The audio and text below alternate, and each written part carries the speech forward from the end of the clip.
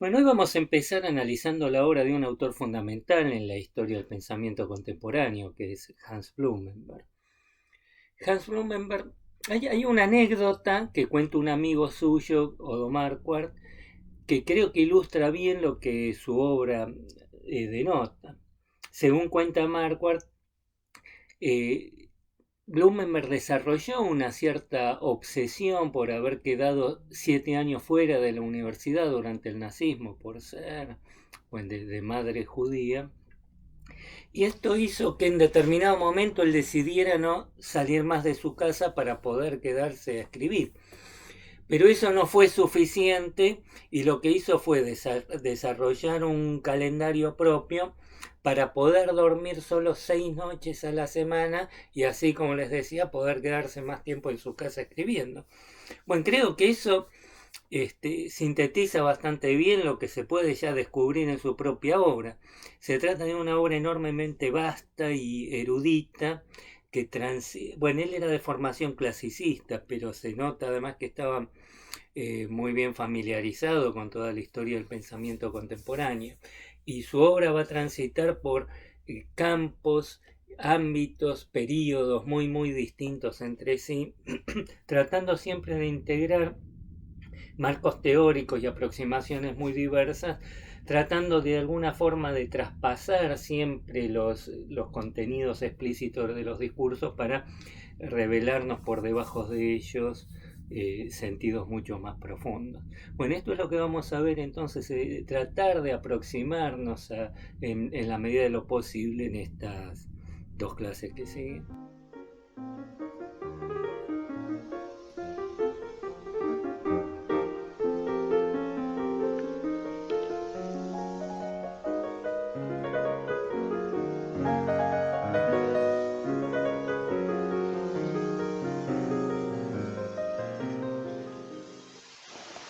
Hans Blumenberg nace en 1920 y completa sus estudios con su tesis de habilitación sobre la crisis de las ciencias europeas de Husserl, lo que va a marcar profundamente su pensamiento.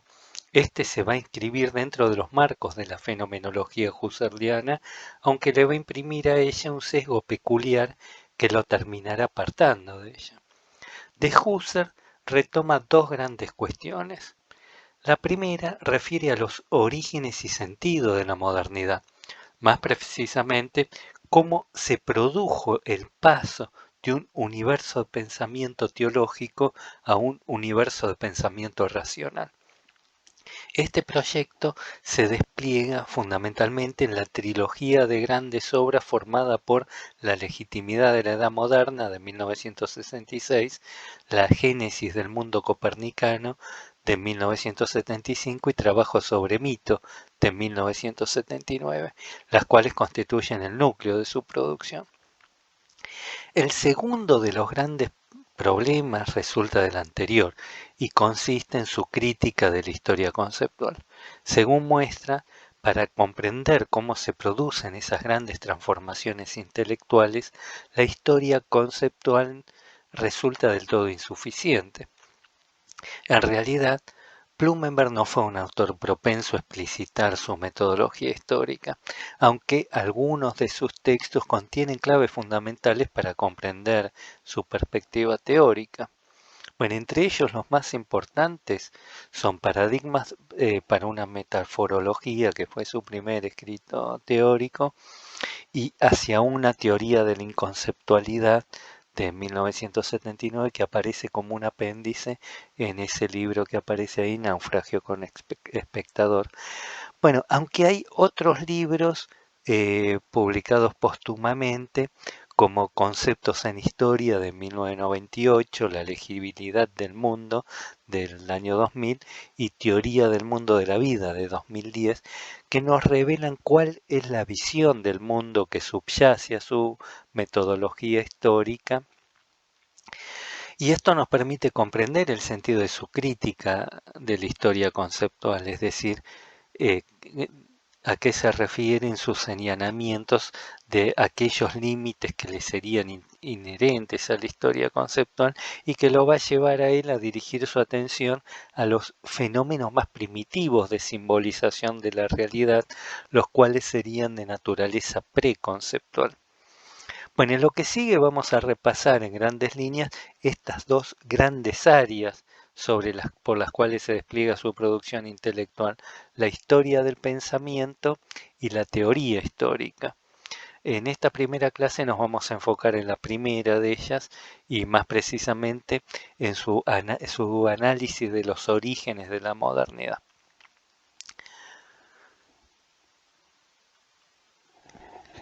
Bueno, aunque como dijimos, Blumenberg era clasicista de formación, su indagación se orientó de manera central a desentrañar el origen y sentido de la modernidad y en particular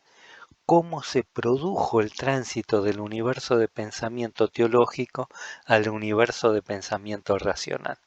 Las tres primeras obras señaladas diseñan un extenso recorrido por los más diversos ámbitos de la cultura y el pensamiento, buscando rastrear qué condiciones históricas y qué sustrato de creencias primitivas pudieron abrir un horizonte de sentido a un mundo carente ya de todo significado trascendente y dar sustento simbólico a una vida comunal confrontada con la evidencia de su radical contingencia. La primera de las obras mencionadas de esta serie, La legitimidad de la edad moderna, está destinada más precisamente a discutir la llamada teoría de la secularización, que fue originalmente formulada por Carl Schmitt en Teología Política, que es un texto de 1922, y que luego fue desarrollada por Carl Levitt en El sentido de la historia de 1949. La misma, esta teoría, buscaba en su momento minar la imagen que la propia modernidad forjó de sí misma como la instauración final del reino de la razón, liberada de toda dictadura mítico-religiosa, etc. Para estos autores, para los sostenedores de la tesis de la secularización, esta imagen épica no hacía más que velar sus propias precondiciones, las cuales hundían sus raíces en el pensamiento cristiano. Fue para ellos el patrón escatológico de la caída y la redención el que proveyó las bases para concebir la idea de la existencia de un sentido y un fin en la historia humana, hacia cuya realización la historia se dirigía. Para Blumenberg, en cambio, si bien las filosofías modernas de la historia nacen en efecto de las escatologías cristianas y se apoyan en ellas, el vínculo que las une sería mucho más complejo que lo que la tesis de la secularización sugiere. Bueno, a fin de explicitar este vínculo, Blumenberg elabora lo que llama un modelo de un sistema de posiciones o de funciones y de reocupaciones. Según este modelo, lo que una época hereda de la precedente no se puede hallar en el plano de los contenidos ideales. No se trata tampoco de un conjunto de categorías, sino solo un esquema de posiciones vacías que la nueva época va a tener que llenar con sus propios materiales. Bueno, siguiendo este concepto, la Edad Moderna no surgiría linealmente de la precedente, la cristiano medieval. De hecho, su origen debería menos al sistema de pensamiento escolástico medieval que al proceso de socavamiento del mismo iniciado por el nominalismo, esto es, la destrucción de la idea cristiana de un cosmos integrado y armónico, algo que veremos en detalle más adelante. Sin embargo, es cierto que, una vez establecida, la modernidad no podrá evitar hacerse cargo de una serie de interrogantes heredados de aquella respecto del sentido y el fin último de la existencia humana. Esta se verá así obligada a intentar responder a esas grandes cuestiones. Bueno, esta perspectiva acerca de los orígenes de la modernidad Se vincula así estrechamente al proyecto más amplio de Blumenberg de buscar elaborar un modelo de explicación histórica, una visión de la temporalidad histórica que se distinga, por un lado, de la visión vulcanista, que postula la existencia de rupturas radicales en la que lo que surge nuevo no guarda ninguna relación con lo que existía previamente, sin caer por ello en una visión neptuniana, que concibe los procesos históricos como un desarrollo lineal resultante de las condiciones precedentes. El interrogante que se plantea y que tanto una como otra visión obturan refiere a la paradoja de cómo una determinada época puede surgir necesariamente a partir de las condiciones preexistentes y no obstante marcar una ruptura respecto de aquella.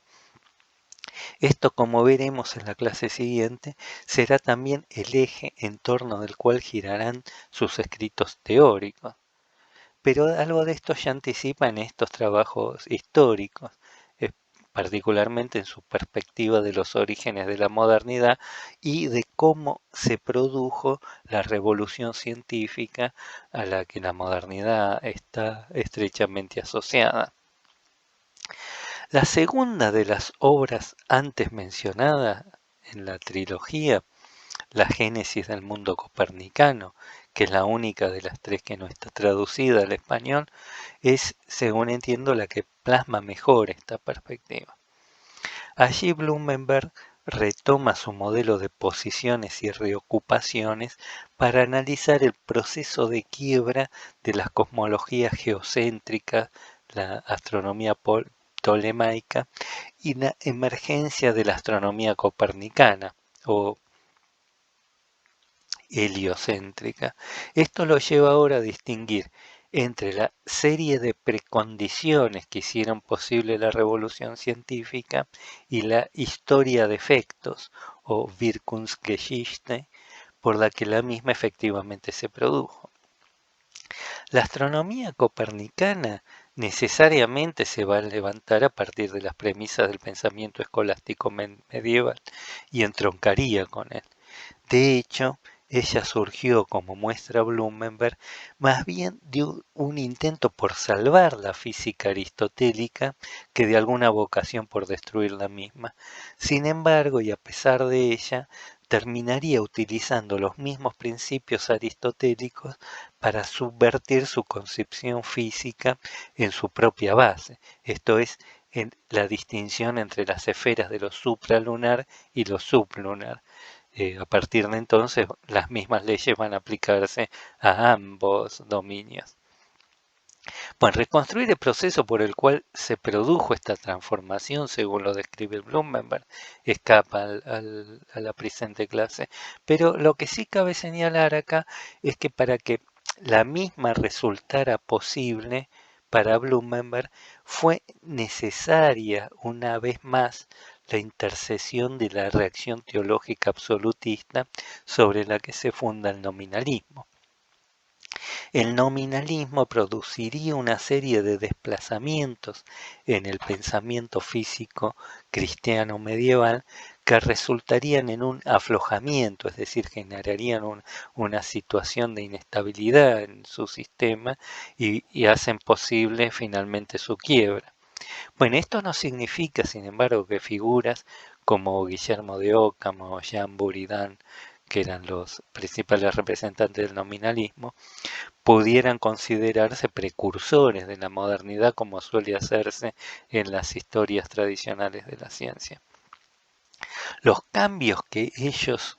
introdujeron terminaron abriendo una latitud o Spielraum, espacio de juego, sería abrieron el horizonte finalmente que hizo posible la revolución copernicana, pero que no por ello la anticipaba. Es decir,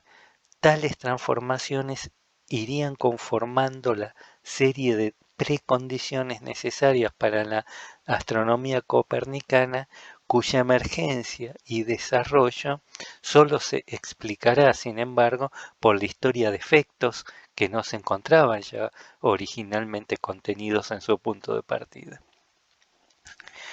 Bueno, Blumenberg se aparta así de los relatos tradicionales de la historia de la ciencia. Esta aparece como un proceso irracional en el sentido de que los cambios de que ella surgen no se producen meramente a partir de una reflexión sobre las anomalías que surgen en el nivel de los hechos observables. Sin embargo, ello no significa que tales cambios se produzcan de manera arbitraria o repentina. La generación de anomalías, esto es, de observaciones que parecen contradecir los postulados de una determinada teoría, es, según este modelo, el punto de llegada antes que el origen de un proceso previo de aflojamiento del sistema que hace posible justamente que aparezcan tales anomalías y que van a terminar produciendo la quiebra de ese sistema conceptual. Bueno, la acumulación de anomalías entonces no es la causa de la crisis de un paradigma dado, sino más bien el síntoma exterior de la acción de fuerza que lo viene ya socavando desde adentro. La pregunta que surge aquí es, si no es de la percepción de anomalías, ¿qué es lo que motoriza dicho movimiento que tiende continuamente a disolver aquellas creencias tenidas en cada momento por verdades autoevidentes? Para descubrirlo, habría que hundir la mirada en un sustrato más primitivo de realidad simbólica, que es el ámbito de lo preconceptual. Bueno, esto nos lleva a la tercera de esta trilogía de grandes obras, que es Trabajo sobre mito, bueno, y más allá lo que será su teoría de la inconceptualidad, que es lo que vamos a ver en la próxima clase. En esta obra, Blumenberg apela a los relatos míticos